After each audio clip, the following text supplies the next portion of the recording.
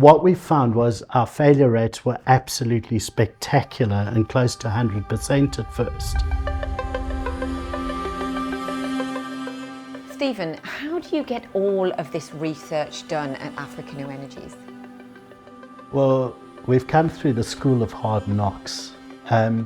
Innovation by its nature is going to court failure. If you're doing research and you have a 100% success rate, you're not taking enough risks and it's not actually research. So this is tough and you have to be quite thick-skinned because you will fail and you will fail a lot. But what we found was our failure rates were absolutely spectacular and close to 100% at first. And so we've built up methodologies to reduce the risk to do it. So as they say, if you're going to eat an elephant, you've got to start off with a few small bites. So what we've realized with one of our biggest projects, it was the gyrocopter gravity surveying project. That was a 7-year project and it consumed millions of pounds and tens of man-years of time. That was actually a mistake.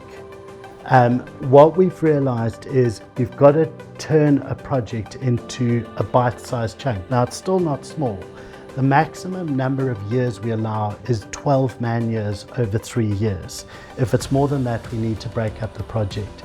So that's one of our key learnings, is to really define scope and objectives. The second is to evaluate constantly based on milestones and even sub-milestones, and to be happy to cut it if the research is showing itself to be failing.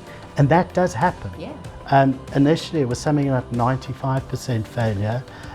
Now it's down to around about 60% failure. So it's very high, but that's something we're kind of proud of because we're not scared to take risks and to think of ideas that could be game-changing, but quite frankly, quite possibly won't be. So the next is to define the scope, and then a huge amount of effort has gone into finding the people with the right skills and the right track record where they could possibly pull it off.